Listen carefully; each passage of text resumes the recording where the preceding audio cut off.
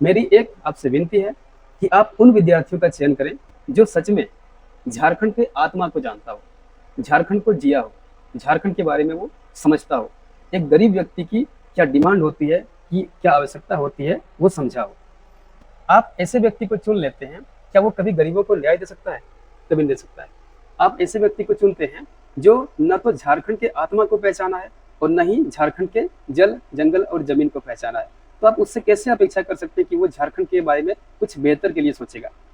वो सोच ही नहीं सकता है। तो पहला सवाल हमारे देश के सीएम से है कि आप ब्यूरोक्रेसी को चुनते हैं, जेपीएससी के माध्यम से अधिकारियों का चयन किया जाता है और आप इनको चुन करके इस देश के प्रशासन में रखते हैं और इन्हीं के माध्यम से नीतियां बनती है, इन्हीं के माध्यम से योजनाएं बनाई जाती है।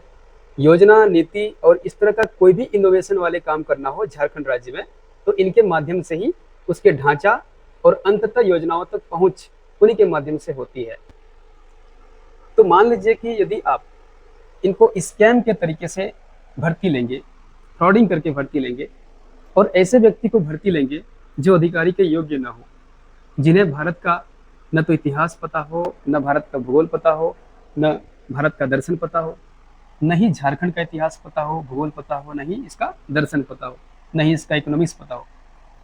तो जो ब्यूरोक्रेट्स, जो अधिकारी झारखंड में शासन करेगा, वो संभव हो पाएगा उनसे? क्या वो शासन कर पाएगा? इसलिए वो शासन नहीं कर पा रहे हैं। इसी का रीजन है कि देश में और यहाँ पर राज्य में भी प्रशासन फेलियर होते जा रहा है और इसका परिणाम आप तो नहीं भुगतेंगे, इसका परिणाम भुगतेगा जनता, यानी कि हम लोग। क्योंकि आप अच्छे सिविल सर्वेंट को रखे नहीं हैं, जो राज्य के बारे में सोच रहा है, जो राज्य के हितों के बारे में सपना संजो के रखा है, जिन्होंने बहुत मेहनत करके एग्जाम को क्वालिफाई करने का प्रयास किया है, उनको आप रिजेक्ट कर दे रहे हो और ऐसे व्यक्ति को ले रहे हो जो योग्य नहीं है, जो सिविल सर्वेंट के लायक ही नहीं है।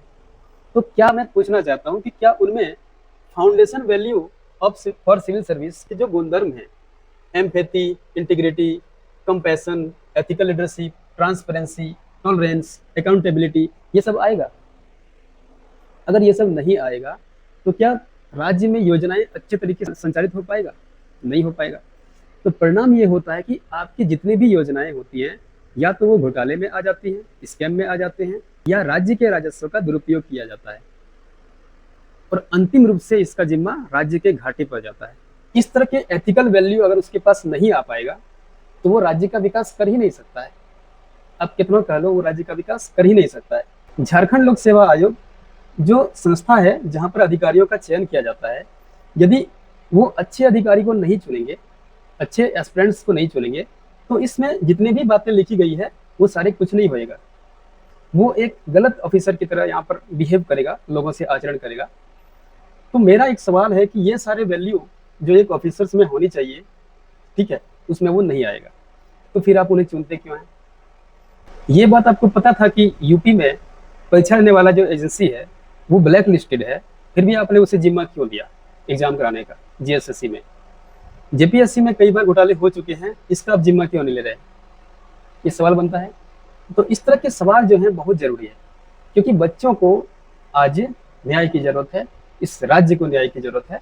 क्योंकि आप तो आएंगे जाएंगे, यदि आपका कर्म अच्छा रहेगा, यदि आपने अच्छे से परफॉर्मेंस किया है जनता के सामने, तो आपको इलेक्शन में फिर से जिताएगा, और आपने नहीं किया तो आपको हरा भी सकता है।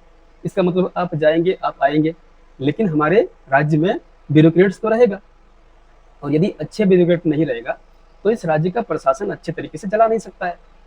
सिंपल सी बात है कि नहीं है? तो यहाँ पर क्या होगा? घोटाला होगा, यहाँ पर ट्रांसपेरेंसी नहीं रहेगा, यहाँ पर न्याय के बारे में किसी को आत्मविश्वास पैदा नहीं होगा कि न्याय हो रहा है कि नहीं हो रहा है। तो ये सारी समस्याएं वहां पर आएंगी। साथ में आपको पता होना चाहिए कि इंक्लूसिवनेस नहीं होगा, ऑब्जेक्टिविटी नहीं होगा, है ना, स्टेवर्डशिप ऑफ पब्लिक रिसोर्स जैसे गुणधर्म यहाँ पर नहीं होगा, respect for the rule of law भी नहीं होगा। आप कितने अधिकारी को जानते हैं जो आपके कानून का सम्मान करता है, जो न्याय निर्णयन है? नहीं है ना। डेडिकेशन टू पब्लिक सर्विस, ये हो ही नहीं सकता है। साथ में एक्सीलेंस एंड प्रोफेशनलिज्म, ये भी नहीं हो सकता है। तो ये सारे जो नहीं हो रहे हैं, इससे क्या राज्य का घाटा नहीं होता है? इससे क्या देश विकास बाधा में नहीं आता है? तो इस तरह की चीज़ें आपको सोचनी पड़ेगी, क्योंकि आज का टाइम इंफॉर्मेशन का युग है, आईटी का दौर है, और आप उन रूढ़िवादी परंपराओं को बना के नहीं रख सकते। आप चाहते हैं कि सामंतवादी यहाँ पर रहे, कुछ ऑफिसर्स को अपने तरीके से चुनाव करें, वो अगले चुनाव में आपको हेल्प करे, फिर से ये परंपरा चलती रहे, ये साइकिल चलती रहे। तो ये जो है ना ऑर्थोडॉक्स वाला सिस्टम, रूढ़िवादी सिस्टम, ये नहीं होना चाहिए यहाँ पर, ठीक है ना। यहाँ पर कुछ नया इनोवेशन होना चाहिए, कुछ नया नवीनीकरण होना चाहिए। तो ये प्रशासन में भी होनी चाहिए, तभी जाकर के गुड गवर्नेंस के क्षेत्र में झारखंड आ सकता है अच्छा रैंक के साथ। और अगर ऐसा नहीं करिएगा तो बच्चों का भविष्य के साथ आप खिलवाड़ करेंगे, तो आपको किसी भी तरह से न्याय नहीं हो सकता है, न्याय नहीं मिल सकता है, ठीक है ना। क्योंकि एक तरफ तो आप वर्तमान में सत्ता में हैं, लेकिन अगली बार जब चुनाव आएगा तो उसमें आपको बुरी तरीके से हटा दिया जाएगा। ये बात आपको समझ लेनी चाहिए। तो राज्य में स्टील फ्रेम ऑफ इंडिया जिसको बोलते हैं, जो ब्यूरोक्रेट्स होता है, नौकरशाही होता है, उनका चयन यदि आप अच्छे तरीके से करते हैं तो ही राज्य का भला हो सकता है, देश का भला हो सकता है, और अंततः लोगों का भी भला हो सकता है। इसलिए मेरी एक आपसे विनती है कि आप उन विद्यार्थियों का चयन करें जो सच में झारखंड के आत्मा को जानता हो, झारखंड को जिया हो, झारखंड के बारे में वो समझता हो, एक गरीब व्यक्ति की क्या डिमांड होती है, कि क्या आवश्यकता होती है, वो समझा हो। आप ऐसे व्यक्ति को चुन लेते हैं, क्या वो कभी गरीबों को न्याय दे सकता है?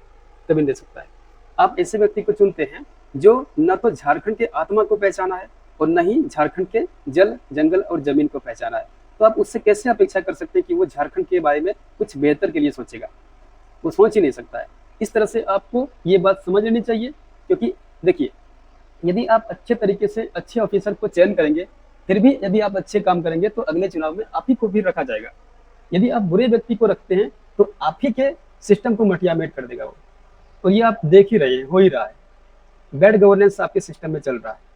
यहाँ तक कि पुलिस प्रशासन की बात करें या फिर सिविल सर्वेंट की बात करें, हर जगह बैड गवर्नेंस चल रहा है।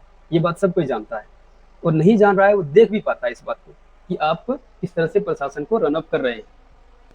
तो ऐसे प्रशासन चला करके आप यदि चाहते हैं कि सत्ता में बने रहेंगे तो ये असंभव है। आज का टाइम बदल चुका है, और खासकर जेपीएससी, जेएसएससी या फिर किसी भी तरह का एग्जाम झारखंड में हो रहा हो, यहाँ पर विद्यार्थी तो अच्छे तरीके से समझ रहे हैं कि आप किस तरह से प्रशासन को हैंडलिंग कर रहे हैं, आपके ब्यूरोक्रेट्स कितने हद तक आपको जकड़ के रखा है, आपकी योजनाओं पर किस तरह से वो अपना जेब भर रहे हैं।